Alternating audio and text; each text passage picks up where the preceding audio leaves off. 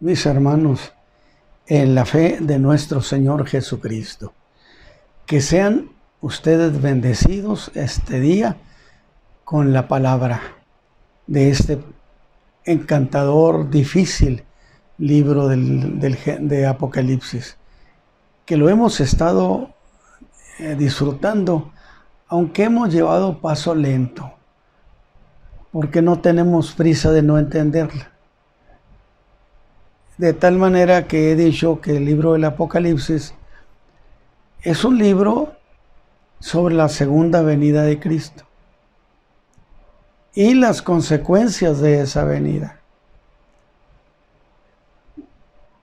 De tal manera que es un libro que nos da un tesoro de fe. Y bueno, pues hermanos, vamos a avanzarle un poco a esta reflexión. Y debo empezar diciendo que en realidad, aunque estoy en el capítulo 13, no abandono el capítulo 12. Y sigo con un pie en el capítulo 12 y con el otro pie en el capítulo 13. Porque vamos a pasar sobre dos cosas. El capítulo 13 principalmente nos va a hablar de dos clases de bestias que tuvo en esa visión. Porque dice, yo vi, estaba en la orilla de la arena del mar y vi cuando una bestia subía de las aguas. Y luego vi otra que venía subiendo de la tierra.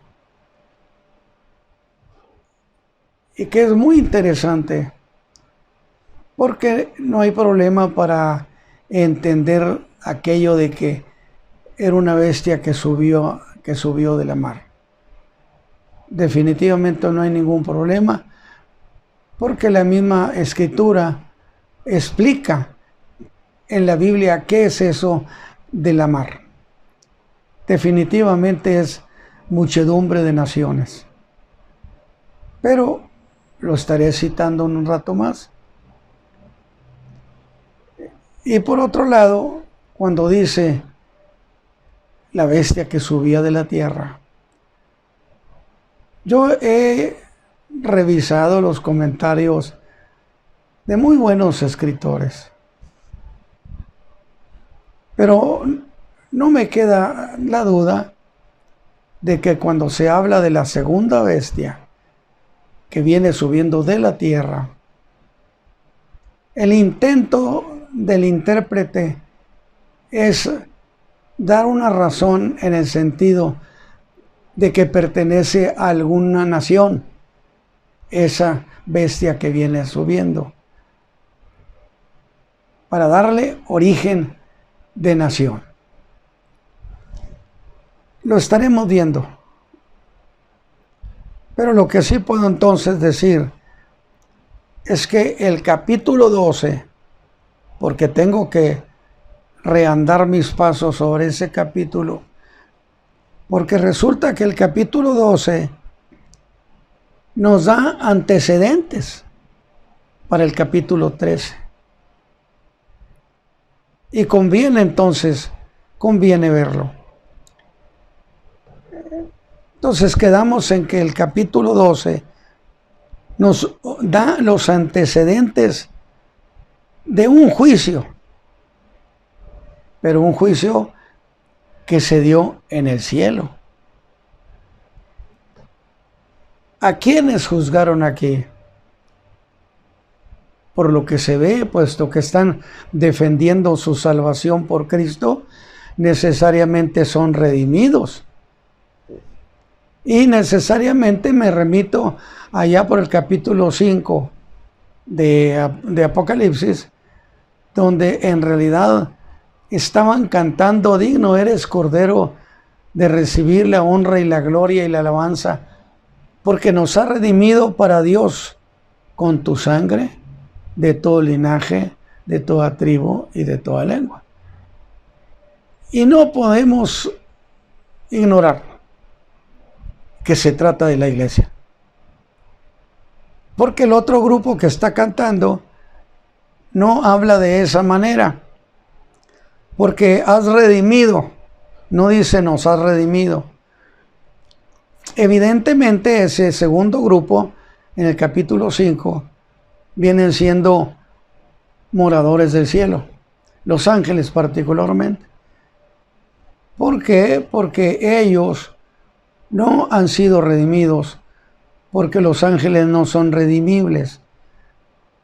Ya hicimos esa precisión, porque los ángeles no pueden ser redimidos. Espero que usted lo recuerde.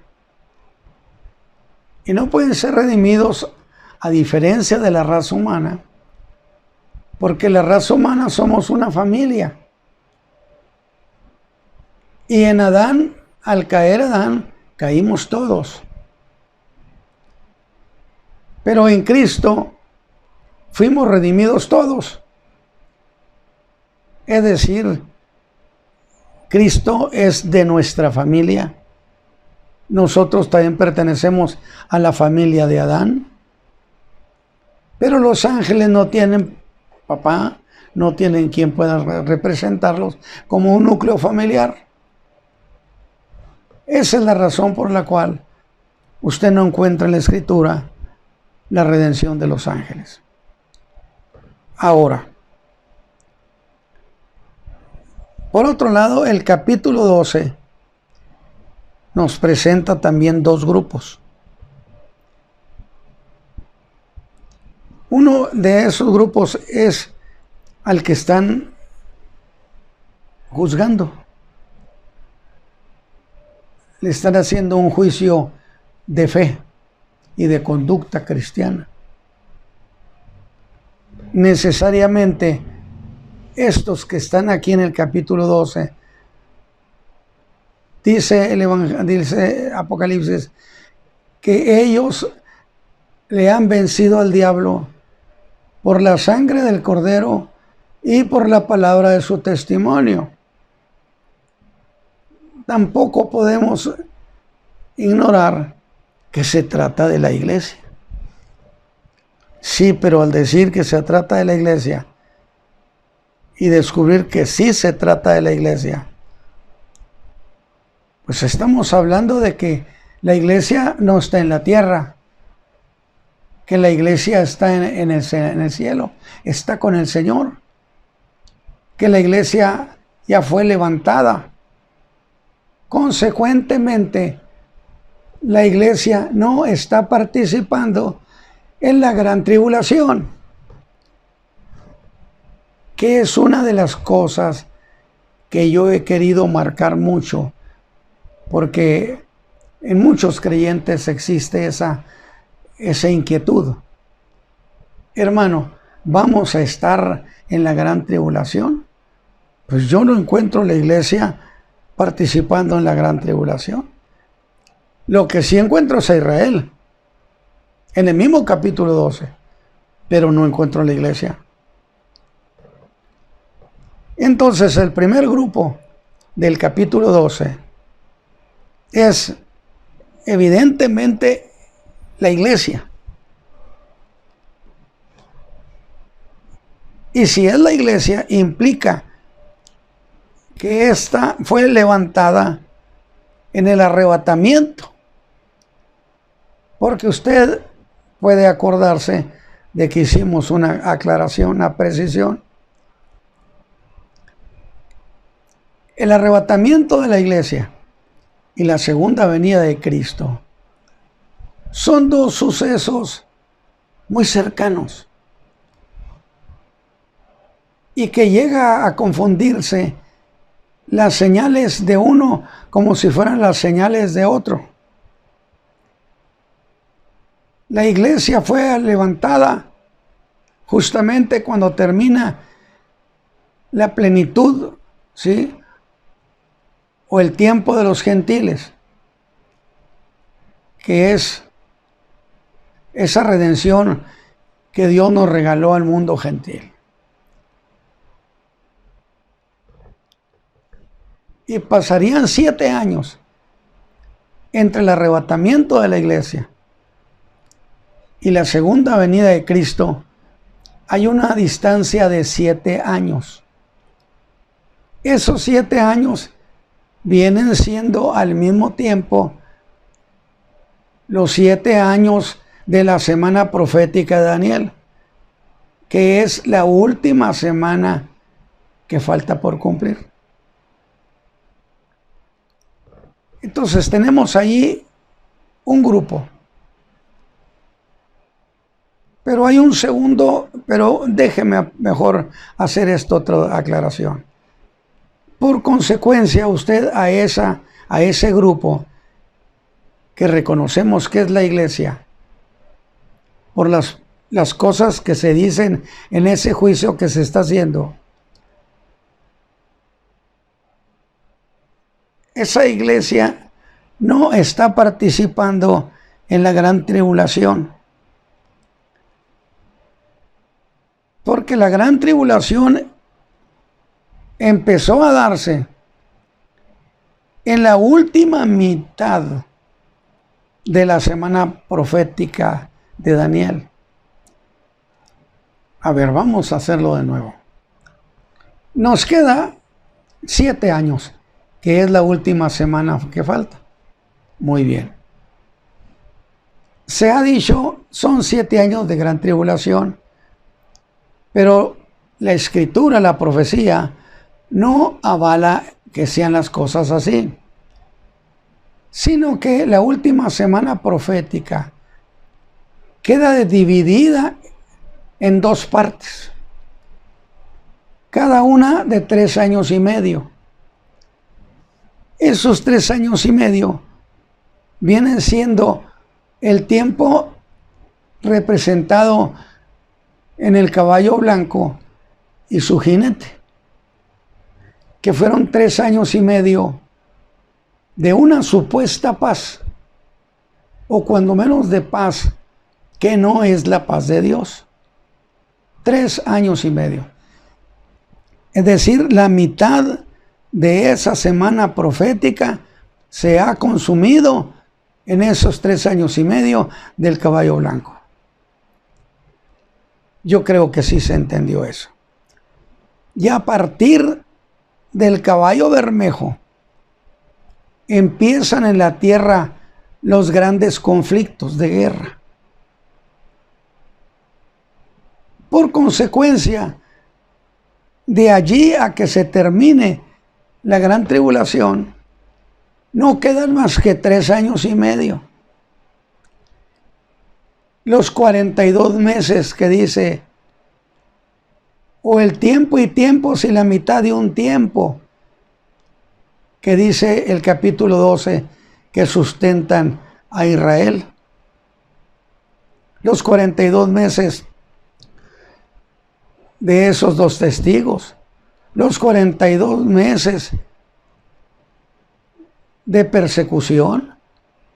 Entonces, necesariamente son 3 años y medio, que viene siendo la última parte que faltaba cumplirse en la semana profética. Entonces, la iglesia ya fue levantada. Consecuentemente no la encontramos participando en la gran tribulación. Para que usted, mi hermano, esté tranquilo. Tribulación, gran tribulación, no son los 7 años. 7 años convencionalmente se le ha llamado la gran tribulación. Pero 3 años y medio no hubo eso. No hubo tribulación. Lo que significa que verdadera gran tribulación son los últimos 3 años y medio a partir de varias cosas. A partir de que el diablo lo lanzaron del cielo, habiéndose hecho una gran batalla.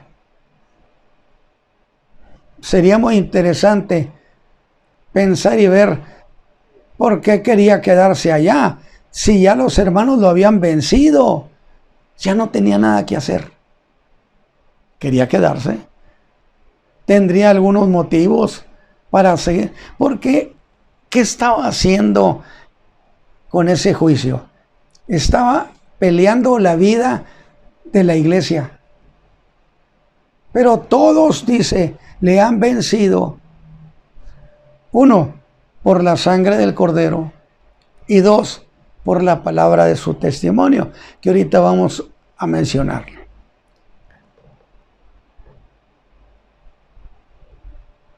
De tal manera entonces que esa semana profética que falta es a partir de que el diablo es lanzado del cielo a la tierra. Y entonces inicia su gran persecución contra la mujer que dio a luz a ese hijo que es Cristo. O bien, viene siendo a partir de que aparece el caballo bermejo, que es cuando empiezan los conflictos entre naciones, las guerras. Pero dijimos también que se está haciendo un juicio. Y decimos, o me han dicho, un juicio a la iglesia. Pero si la iglesia ya fue perdonada. ¿Sí? La iglesia ya fue perdonada. Pero todo ser humano, cualquier ser viviente, ha de ser juzgado para que oficialmente pueda ser declarado o culpable o inocente. Es decir, yo hice una aclaración ese día. Puede ser que usted sea un juez y un amigo suyo es el hombre más noble y bueno de la tierra y le acusen de haber robado. Y usted puede con toda certeza decir, absolutamente meto mi mano a la lumbre, él es un hombre muy limpio porque yo lo conozco. Y puede ser que sea cierto.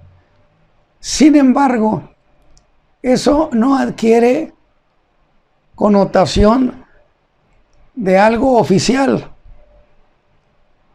Es decir, tiene que hacerse un juicio donde haya un juez, donde haya un fiscal, haya acusación, haya defensa. Porque eso es un juicio. Y que de ese juicio haya salido victorioso, bien librado. Y entonces, después de eso, se le reconoce como oficialmente inocente. Claro que el perdón que Cristo nos otorgó es más que suficiente, pero no es un juicio oficial. Y entonces, indiscutiblemente puedo decirlo, Satán reclama razones ante Dios para que la iglesia sea juzgada. Porque según él, sin duda, tiene muchas razones para decir que la iglesia, que muchos no deben de estar allí. Está peleando la vida de los creyentes.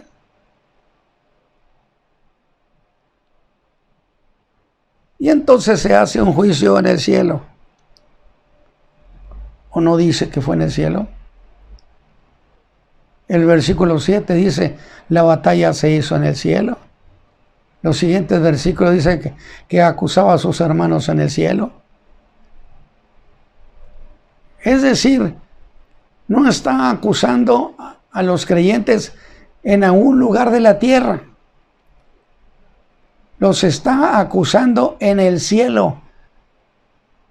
Dice, los acusaba delante de nuestro Dios. 3.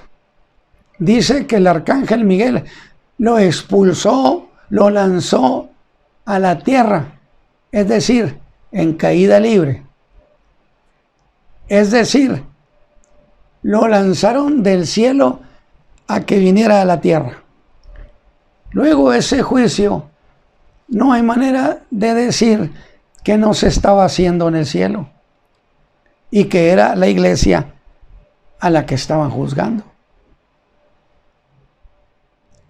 En el versículo 10, fíjese lo que dice: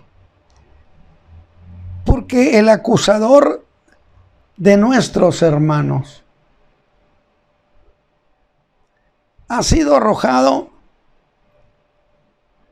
el cual los acusaba delante de nuestro Dios día y noche. O sea, un fiscal aguerrido. Quería forzar que los creyentes fuéramos vistos como acusados. Y precisamente se habla de la defensa que hicieron los hermanos. Piense usted eso. Se hizo un juicio. Los hermanos estaban siendo acusados. Sí. Pero ellos se defendieron ante dos acusaciones que el diablo hizo.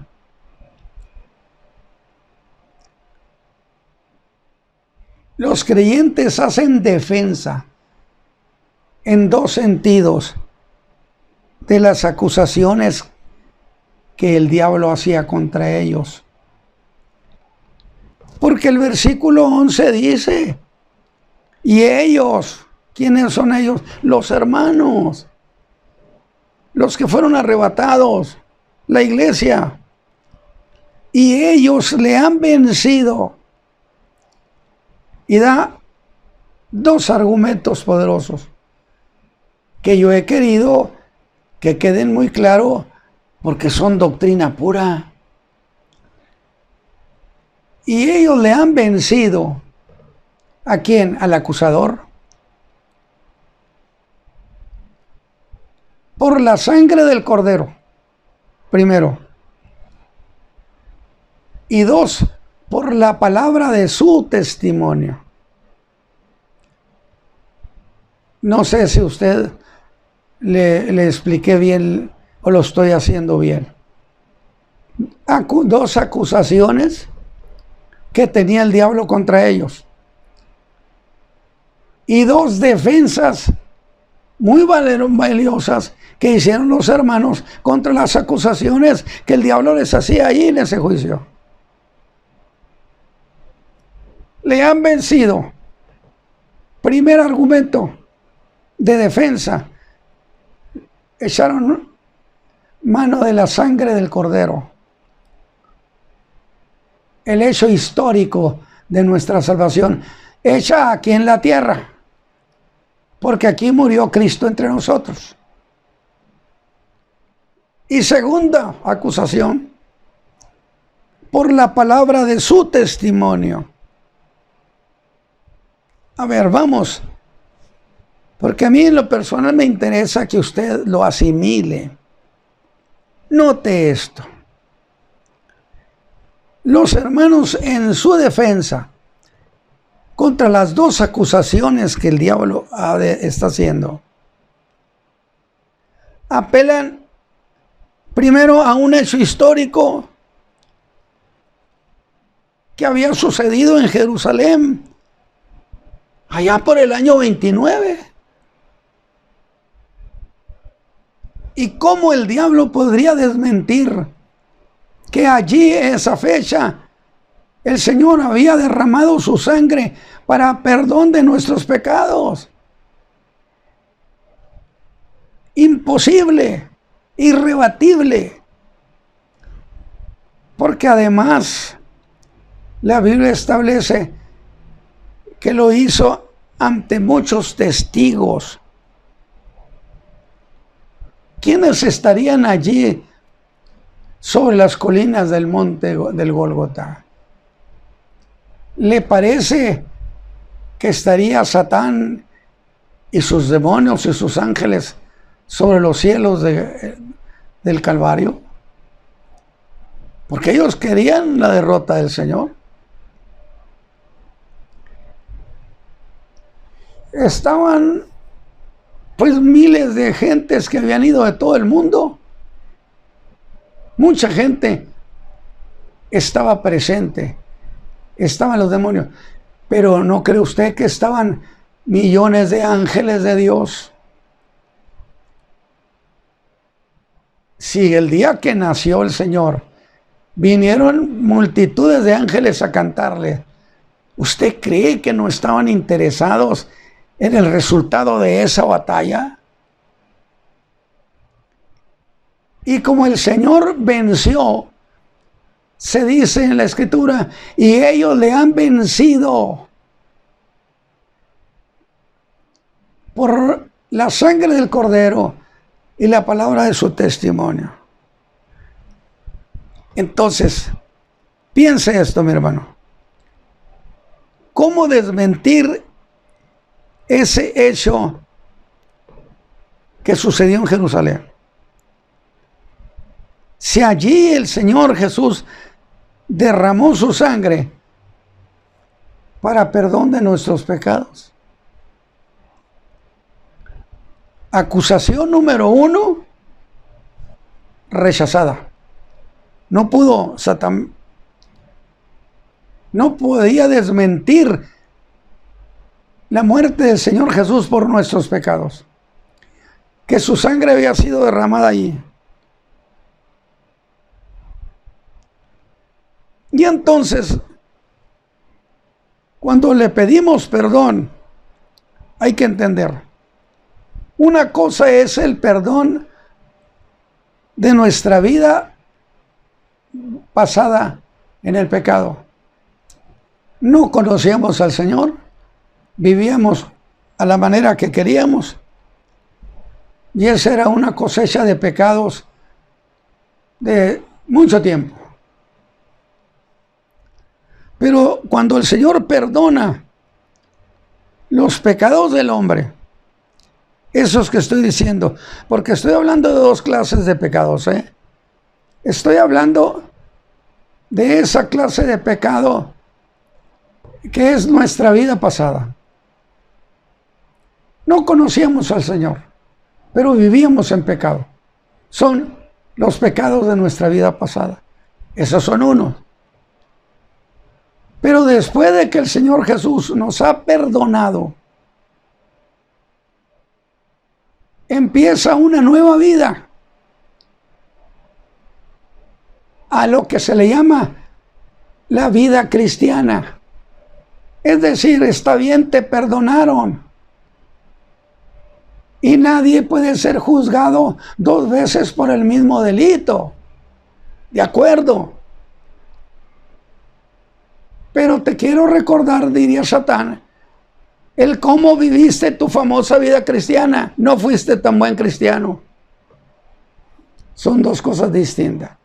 Nuestra vida de pecado pasada, y segundo, nuestra vida cristiana, cómo la vivimos.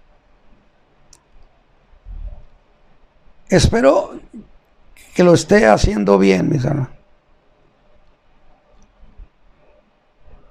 A partir de que somos salvos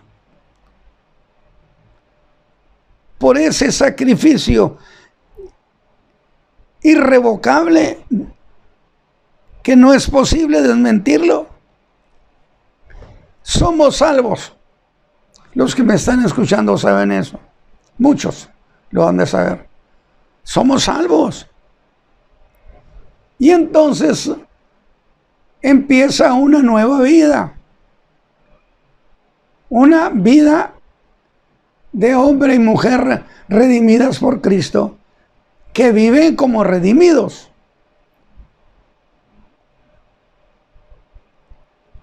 Y precisamente en ese juicio se cuestiona la segunda parte de las acusaciones, el cómo viviste la vida cristiana.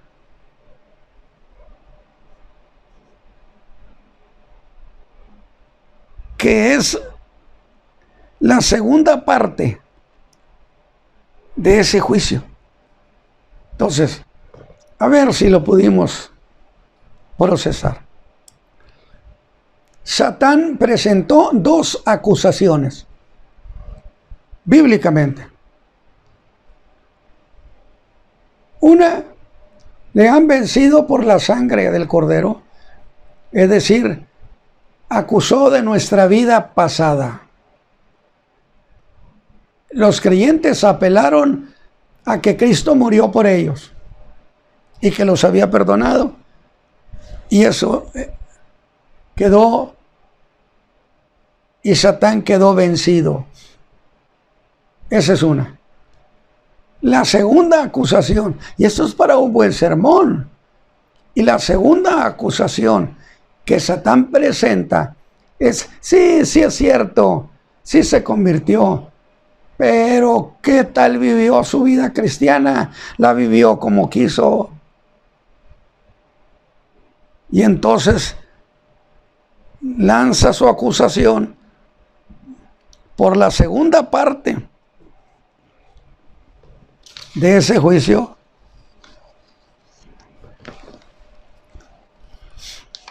Y agrega, y ellos le han vencido. ¿Cómo vencieron cuando se les acusó de su vida de pecado? Los hermanos hicieron defensa diciendo, sí, pero Él derramó su sangre para perdonarme mis pecados y yo le pedí perdón de mi vida de pecado y Él me perdonó. Esa defensa hace imposible que Satán pueda hacer valer su acusación. Va conmigo. La importancia de ser perdonado por Cristo. Pero ese creyente ahora tiene una nueva vida.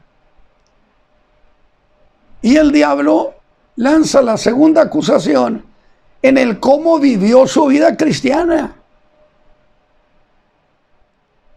Yo creo que mis hermanos que me están oyendo y predicadores están pensando, qué buen tema para un buen sermón. Dos cosas, dos acusaciones que el diablo hizo, dos defensas que hicieron los hermanos y lo vencieron.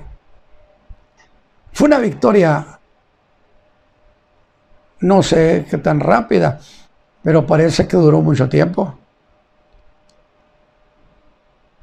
Ellos le han vencido en la segunda acusación. Sí, pero es que cómo vivieron su vida cristiana. Los hermanos hacen defensa con la palabra de su testimonio. Es decir, podrán reconocer y decir, es muy cierto que yo pequé, es muy cierto que yo le fallé al Señor, pero yo le presenté mi petición de perdón y Él me perdonó. Por consecuencia, la segunda acusación se convierte en la nada. Y cuando eso termina, Satán ya no tiene acusación. Pero al mismo tiempo que no puede haber ya acusación de su parte, también ya no hay razón para que él permanezca allí en el cielo. Digo, pero por lo que sucedió en el versículo 7 del capítulo 12, él tenía la intención de quedarse, de seguir alegando no sé qué cosas, peleando no sé qué cosa. Y como ya no era razonable ni estaba justificable que él se quedara, el recurso fue la guerra. Y es ahí donde el arcángel Miguel es visto como el comandante de los ejércitos de Dios. que preside el combate. Y Satán y todos sus demonios son vencidos y lanzados. No sé cómo lo hiciera, pero ejercieron autoridad, poder, y los lanzaron a la tierra, porque allí no tenían ya nada que hacer en los cielos. Y hay otra razón, no voy a entrar a ella. Y el versículo 7 dice: y fue hecha una grande batalla en el cielo, y el diablo es vencido por el arcángel Miguel, comandante de los ejércitos de Dios, que arroja, expulsa. Hay una palabra en griego que dice botarlos. Los arrojó a la tierra. Los expulsó, los sacó de los cielos. Nunca más podrá ni el diablo ni sus ángeles volver a estar allí, ni presentarse allí. Fueron expulsados para siempre. Y ahí es entonces donde se da ese parteaguas del conflicto que nos va a lanzar hasta el capítulo 12 y el 13. Dice: cuando vio el dragón que había sido arrojado a la tierra, persiguió a la mujer que había dado luz al varón del pueblo de donde nació el Señor Jesús. Esa mujer para nosotros es Israel. El Hijo es Cristo Jesús.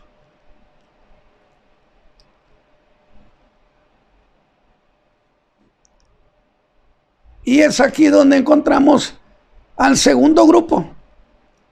Estamos tratando de entender bien. Dije, acá hay dos grupos. Uno es la iglesia, y llegamos acá en la tierra, y acá está el pleito con Israel. Segundo grupo. O está el pleito con la mujer que dio a luz a aquel hijo. Mejor lo manejamos así.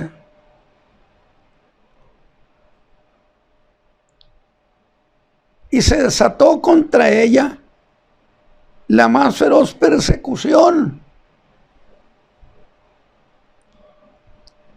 Y que yo quiero también puntualizar esta cuestión. Hay dos conflictos en la tierra bastante graves. Uno de ellos es las cosas que vienen contra el mundo no convertido. Vámonos. Y la otra es la persecución desatada por el diablo contra la mujer que dio a luz el hijo. Entonces son dos campos de batalla manejados por Satán, porque cuando viene Satán a la tierra, se manifiesta el caballo bermejo y empiezan los conflictos de guerra, los grandes conflictos en las naciones, por un lado.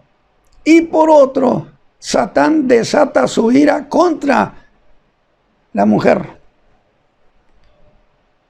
Usted no encuentra, aunque lo sea, no encuentra que diga desató contra las naciones de tal, nada. Desató contra la mujer. A ella era la que odiaba, aunque los otros ya estaban condenados, por así decirlo. Pero contra la mujer, él desató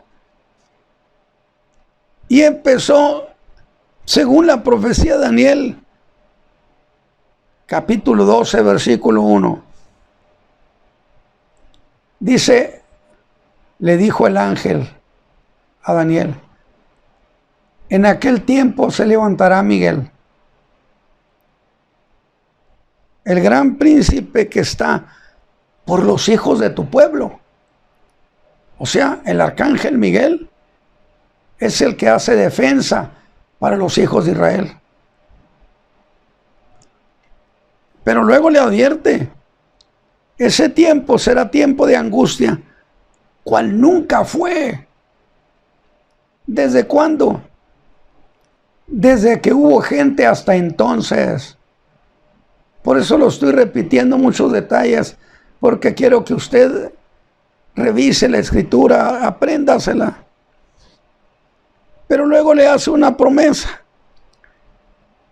Va a estar difícil, tiempo de angustia, mas en aquel tiempo será libertado tu pueblo.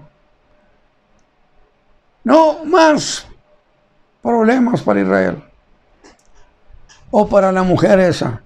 No más problemas.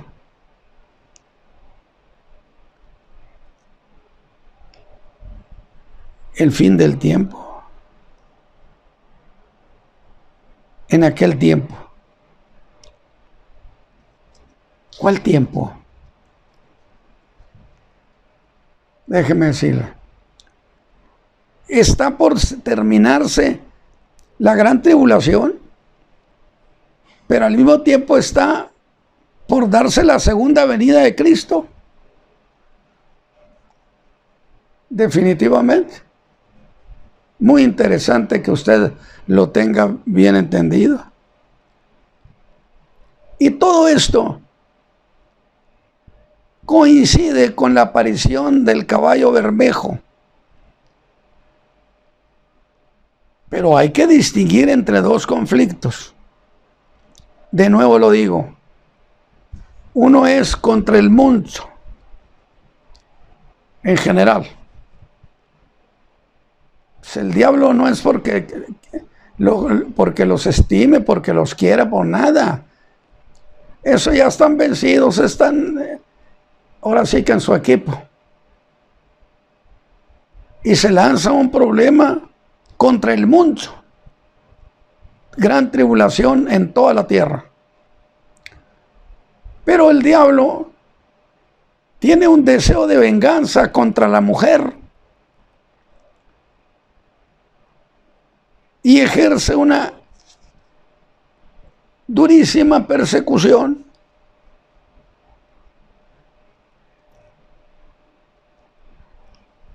Y así entramos al capítulo 13,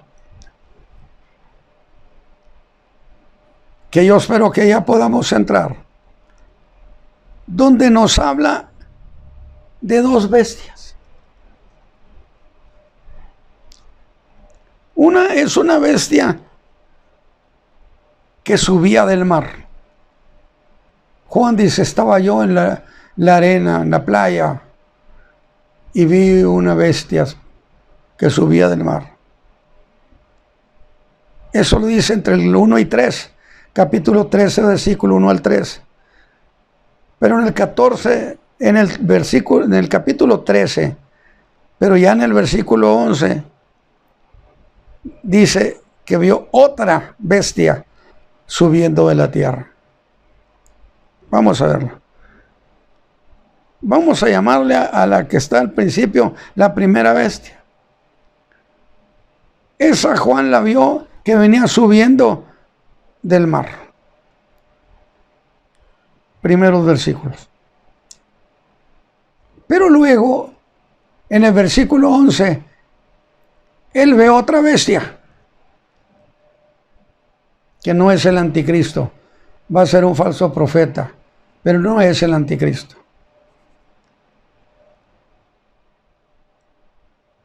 Y dice que subió de la tierra.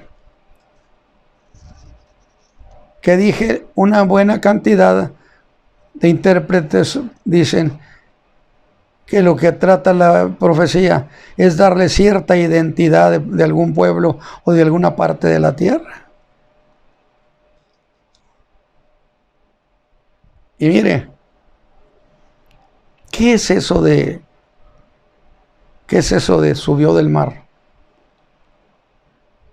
Y otra que sube de la tierra. Bueno, la que sube del mar el capítulo 17, versículo 15, aunque estará hablando de la ramera, nos da una idea muy clara de interpretación.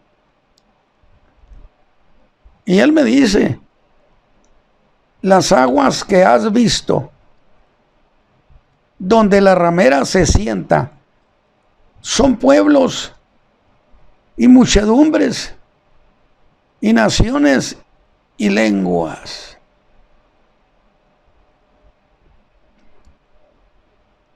Muchedumbres, naciones, pueblos, lenguas, multitudes. Que nos da la idea de que el sistema del anticristo se establece como un sistema popular, un gobierno de masas.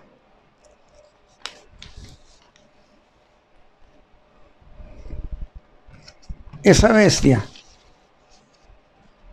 tiene 7 cabezas.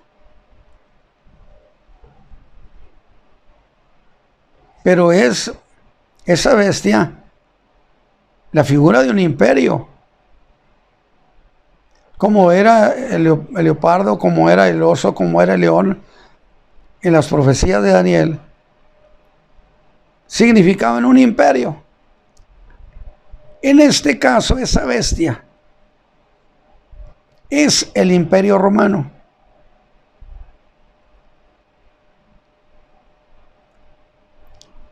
Porque así fue interpretado el imperio de Babilonia por un león, el medo-persa por un oso, el griego por un leopardo, y el que sigue es el romano. Y es lo que sigue de acuerdo a Daniel 2, la estatua. Que son los imperios que aparecen en la estatua de Daniel. Ahora voy a hacer otra aclaración. La bestia es un imperio. Dijimos, en este caso, el imperio romano es un imperio. Pero al mismo tiempo, esa bestia es un líder de ese imperio. Entonces representa 2 cosas. Representa, por un lado, a un imperio, y por otro lado, representa al líder de ese imperio. Ahora, fíjese bien lo que le voy a comentar. En este caso, y únicamente en este caso, si se trata del llamado fin del tiempo de los gentiles, ese líder es el anticristo. Si no es el fin de los tiempos de los gentiles, no se lo puede usted aplicar como el anticristo. Lo repito, únicamente en caso de que se trate del fin del tiempo de los gentiles. Ahora sí, ese líder habrá de representar al anticristo. Porque el anticristo hace su manifestación en el fin del tiempo de los gentiles y no en otro tiempo. Que haya manifestaciones, que dijo Juan, muchos anticristos, es cierto, pero esa primera bestia representaba un imperio y al mismo tiempo un líder de ese imperio. El líder de ese tiempo del fin de los gentiles, del tiempo de los gentiles, ese sí será el anticristo.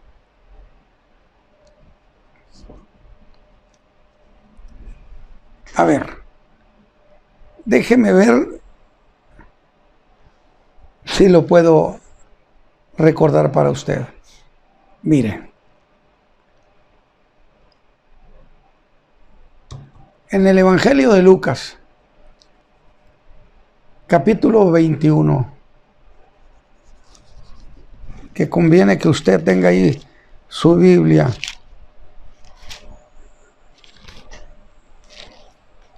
Lucas capítulo 21.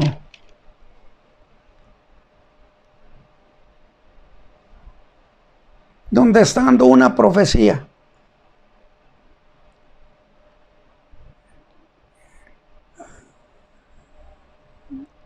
Y caerán a filo de espada, 21-24. Y serán llevados cautivos a todas las naciones. Y Jerusalén será pisoteada de los gentiles. Bueno, eso ya sucedió el año 70. No, y hay una profecía que el mismo Señor dio, que haga de cuenta es la descripción de lo que sucedió el año 70. Pero la profecía tiene esa singularidad de hablar de algo de ahorita, pero también de algo muy a futuro. Y aquí en Lucas nos manda a un tiempo futuro que va a suceder eso hasta que los tiempos de los gentiles sean cumplidos. ¿Qué tiempo es ese? El tiempo de los gentiles. Bueno, aclaramos que hay dos aspectos. El tiempo de los gentiles y la plenitud de los gentiles son dos cosas distintas. La plenitud de los gentiles de Romanos 11 es el tiempo en que el Evangelio de Jesucristo fue enviado al mundo gentil. Se termina ese tiempo, el Señor levanta su iglesia. Se acaba la plenitud de los gentiles.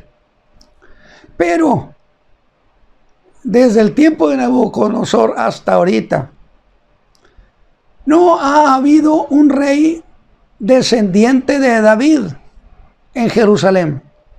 Ha habido otros reyes, pero tiene que ser el hijo de David. De tal manera que cuando Cristo venga y establezca su trono, entonces será cuando el hijo de David reine y se restaure el trono de David. Y a partir de allí, como el Señor toma el señorío de las naciones del mundo, ya no volverán a ser pisoteados. El 25 dice, entonces habrá señales en el sol. Mire, que estos pasajes nos están llevando hasta ese tiempo. Y en la luna, y en las estrellas, y en la tierra angustia de gentes por la confusión del sonido de la mar y de las ondas, secándose los hombres a causa del temor y expectación de las cosas que sobrevendrán a la redondez de la tierra, porque las virtudes de los cielos serán conmovidas. Y cuando se den esas señales en los cielos, que yo he dicho, no hay que confundir y decir cualquier señal, cualquier cosa. No. Esto que está describiendo que pasa en el sol, en la luna, en las estrellas, en la virtud de los cielos. Entonces verán al Hijo del Hombre, que vendrá en una nube con potestad y majestad grande. ¿Cuáles son las señales que preceden a la segunda venida de Cristo? Las manifestaciones en la luna, en el sol, en las estrellas, en las virtudes de los cielos. No tiene nada que ver con el arrebatamiento de la iglesia. Mucho creyente dice, vimos que pasó un astro así, el Señor ya viene. ¿Es señal del arrebatamiento de la iglesia? No. Hay dos señales del arrebatamiento de la iglesia, que son la apostasía y la manifestación del hombre de pecado. Son dos cosas distintas. Y eso que acabo yo de leer, precisamente, se lo voy a leer en Mateo 24. Fíjese usted. Mateo 24.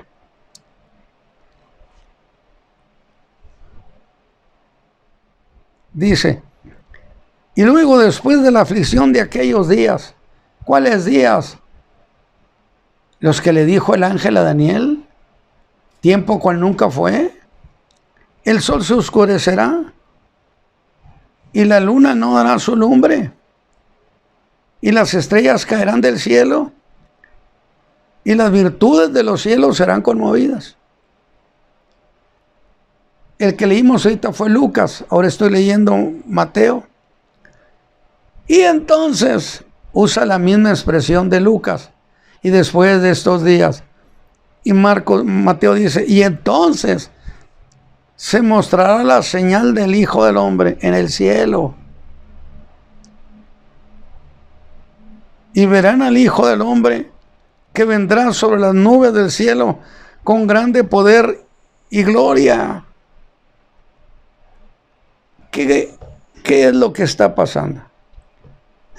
Ese suceso que desde luego tiene afinidad con lo que hemos leído del capítulo 13. Esto sucede o coincide con el fin de la gran tribulación, porque después de la aflicción de aquellos días viene el Señor. Entonces, es necesario que se termine la gran tribulación y como fin de la gran tribulación, la aparición del Señor Jesús viniendo en su segunda venida. Yo espero que lo hayan analizado. Este tiempo coincide con la segunda venida de Cristo, pero en esa venida se hace una guerra que el anticristo propone, la guerra de Armagedón. Y Cristo tiene una gran victoria sobre los ejércitos del Armagedón y lanza al anticristo y al falso profetas al castigo. Pero también coincide con los tiempos del establecimiento del reino milenario de Cristo. Y muy interesante lo que dice. A ese líder, ¿a cuál? Al de la segunda bestia. Al que representa al anticristo, el que representa al anticristo. El dragón le dio su poder, su potencia. Luego entonces descubre una cosa, que el anticristo no es plenipotenciario. Porque si tiene un poder, ese se lo otorgó el diablo. Y dije que entonces el anticristo no es plenipotenciario. Le dieron su poder. Y entonces la pregunta lógica es, ¿y entonces el diablo sí es plenipotenciario? Aquí hay que aclarar ese punto, que es principio de la Escritura. Por supuesto que el diablo no es plenipotenciario.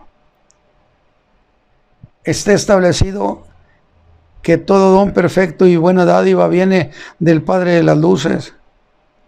Dios es la única fuente de poder.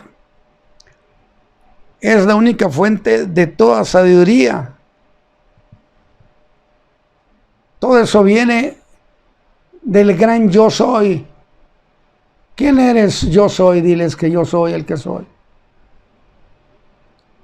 Sé yo soy el que tengo existencia propia, el que tengo poder propio, el que tengo eternidad propia.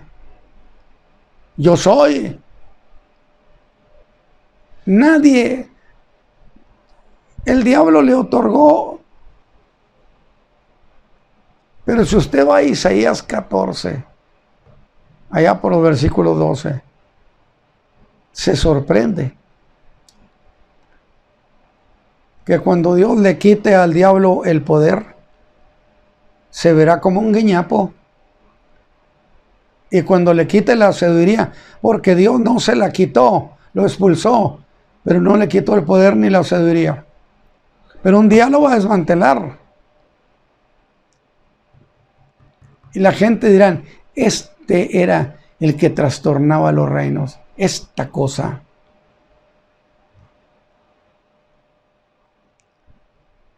Pero entonces yo estoy pensando algo que quiero que usted no lo olvide.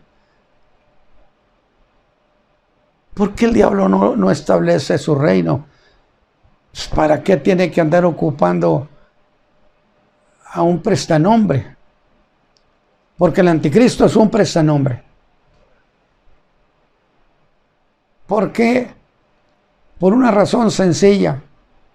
Porque para reinar en la tierra tiene que ser uno de los nuestros. Tiene que ser un ser humano, uno de la raza humana.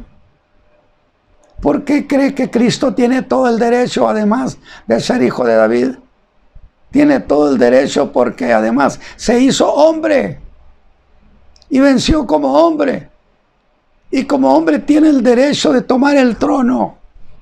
Digo, el verbo se hizo carne. El diablo no puede hacer eso.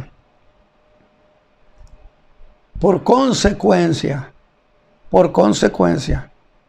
no le queda más que pedirle esa ayudita al anticristo, que yo le llamo el prestanombre del diablo.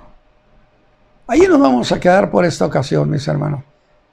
Y vamos a seguir con esto de las dos bestias del capítulo 3. Padre eterno, muchas gracias. Muchas gracias porque nos has bendecido y ayudado. Yo te ruego, Señor, que estas cosas que he estado enseñando, tu Espíritu Santo nos apoye. Despierte nuestro entendimiento para disfrutar esta fe preciosa en Cristo Jesús. Que el Señor les bendiga, mis hermanos.